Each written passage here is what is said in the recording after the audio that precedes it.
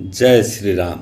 आज हम लोग संपूर्ण रामायण का सारांश संक्षिप्त रूप से अवलोकन करेंगे।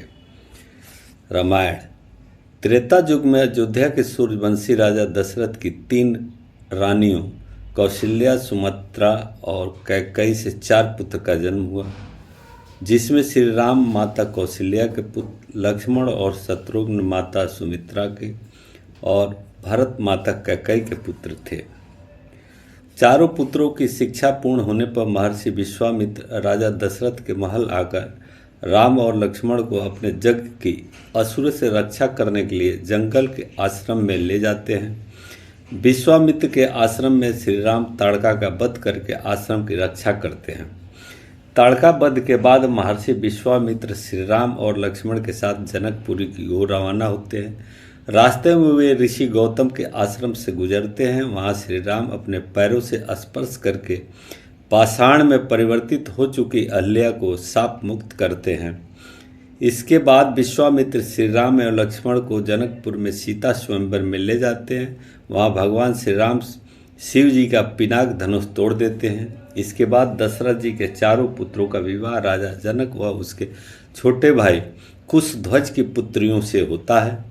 श्री राम का विवाह सीता से, लक्ष्मण जी का विवाह उर्मिला से, मांडवी का विवाह भरत से और शत्रुघ्न का विवाह श्रुतकीर्ति से होता है। देवासुर संग्राम में दशरथ का रानी कैकेयी के साथ दिया था। दशरथ 2 वरदान मांगने का वचन देते हैं। श्री राम के राज्याभिषेक की तैयारी के दौरान मंथरा के उकसावे पर रानी कैकेयी श्री राम को 14 वर्ष का वनवास और अपने पुत्र भरत को अयोध्या का राजा बनाने का वरदान मांगती है। प्रभु श्री राम अपने पिता दशरथ के वचन को निभाने के लिए अपनी पत्नी सीता और भाई लक्ष्मण के साथ सन्यासियों का वेश धारण करके नियमों के तहत 14 वर्ष के लिए जंगल में चले जाते हैं। प्रभु श्री राम लक्ष्मण और माता सीता को निषाद राज केवट नाव से गंगा पार कराते हैं। श्री राम पारितोषिक देना चाहते हैं तो केवट कहता है कि जिस तरह मैंने तुम्हें गंगा पार कराया, उसी तरह आप भी मुझे और मेरे परिवार को इस भवसागर से पार करा देना। दंडवक वन में रावण की बहन शूर्पणखा सुंदर अप्सरा नयनतारा का रूप धरकर कुटिया के बाहर बैठे श्री राम से विवाह करने का कहती है। श्री राम के इनकार करने पर वह लक्ष्मण से जीत करती है। फिर वह माता सीता को मारने दौड़ती है। यह देखकर लक्ष्मण जी उसकी नाक काट देते हैं। अपनी कटी हुई नाक को लेकर शूर्पणखा अपने भाई और दंडक वन के असुर राजा खर और दूषण के पास पहुंचती है।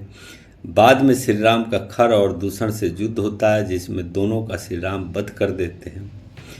खरदूषण के वध का समाचार लेकर शूर्पणखा अपने भाई लंकापति रावण के पास पहुंचकर उन्हें भड़काती है और सीता की सुंदरता की तारीफ करती है। इसी के साथ वह कहती है कि आप वनवासी राम की सुंदर पत्नी का हरण करके ले आइए। इसके बाद रावण अपने मामा मारीच को हिरण बनाकर अपहरण की योजना बनाता है। सीता उस सुंदर स्वर्ण हिरण को देखकर उसे लाने के लिए श्री राम से जिद करती है। राम जी उस हिरण को लाने के लिए वन में चले जाते हैं। जब हिरण का भेद खुल जाता है तो राम उसका वध कर देते हैं। बहुत देर तक श्री राम नहीं लौटते हैं तो सीता किसी अनहोनी की आशंका से लक्ष्मण को वन में श्री राम की सहायता के लिए भेजती है। लक्ष्मण जी एक लक्ष्मण रेखा खींचकर वन में श्री राम को ढूंढने चले जाते हैं। लक्ष्मण जी के जाने के बाद रावण सन्यासी का वेश धारण करके सीता से भिक्षा मांगता है और कहता है कि इस रेखा के पार आकर ही भिक्षा दे, तभी ग्रहण करूँगा। माता सीता यह गलती कर देती है और तब रावण अपने असली रूप में आकर अपहरण करके सीता को पुष्पक विमान में बैठाकर ले जाता है। रावण जब विमान से माता सीता का अपहरण करके ले जा रहा था, तब रास्ते में गिद्धराज जटायु उसे रोकने का प्रयास करते हैं और इसी प्रयास से रावण जटायु का वध कर देता है। जटायु का अंतिम संस्कार करने के बाद श्री राम और लक्ष्मण सीता की खोज में निकल पड़ते हैं। खोजते हुए ये सबरी के आश्रम पहुंच जाते हैं, जिसके बाद उनका हनुमान जी और सुग्रीव से मिलन होता है। सुग्रीव अपनी व्यथा श्री राम को सुनाता है। सुग्रीव की व्यथा सुनकर राम जी बाली वध के लिए तैयार हो जाते हैं और सुग्रीव और बाली के युद्ध के दौरान राम जी बाली का वध करके सुग्रीव को किष्किंधा का राजा बना देते हैं। सीता की खोज में जामवंत के कहने पर हनुमान जी को अपनी शक्तियों का आभास होता है और वे समुद्र लांघ कर अशोक वाटिका पहुंच जाते हैं। वहां उनकी विभीषण से भेंट होती है। इसके बाद वे माता सीता को श्री राम की अंगूठी देकर श्री राम के बारे में बताते हैं। इसके बाद हनुमान जी को मेघनाद बंधक बनाकर रावण के समक्ष पेश करता है, तो वे रावण को श्री राम के समक्ष समर्पण करने या युद्ध के लिए तैयार रहने के लिए कहते हैं। यह सुनकर रावण उसकी पूंछ में आग लगवा देता है। हनुमान जी अपनी जलती हुई पूंछ से लंका को जला देते हैं। लंका दहन के बाद हनुमान जी विभीषण की मुलाकात श्री राम से कराते हैं। तब नल और नील की योजना से समुद्र पर सेतु का निर्माण किया जाने लगता है। अंत में श्री राम बाली पुत्र अंगद को रावण की सभा में भेजकर समर्पण करने की अशांति का अंतिम प्रस्ताव का संदेश देते हैं। रावण नहीं मानता है तो अंगद अपनी शक्ति का प्रदर्शन करके चेतावनी देकर लौट आता है। इसके बाद राम और रावण का युद्ध होता है।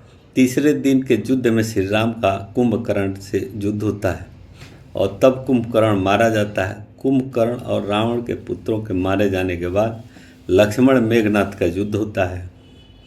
तब मेघनाथ राम लक्ष्मण को नागपाश में बांध देता है। फिर गरुड़ जी की सहायता से राम लक्ष्मण को नागपाश से मुक्त करवाया जाता है।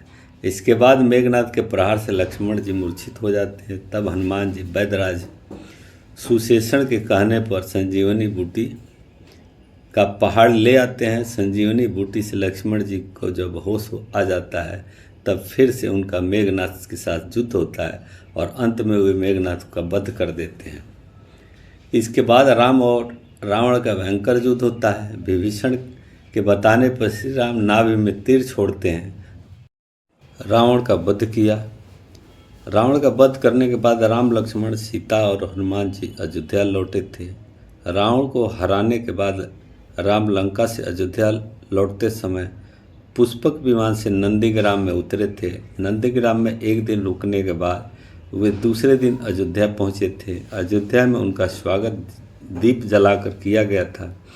शहर को रंग रोगन किया गया था और सभी लोग नए कपड़े में सजे थे और दीपावली मनाई जा रही थी। रामायण के मुताबिक भगवान राम ने अपने जीवन काल में अपने राज्य के 8 भाग अपने 8 पुत्रों में बांट दिए थे। भगवान राम के बाद उनके ज्येष्ठ पुत्र कुश को अयोध्या का राजा बनाया गया था। अगर ये रामायण अच्छी लगे तो लाइक कीजिए, सब्सक्राइब कीजिए और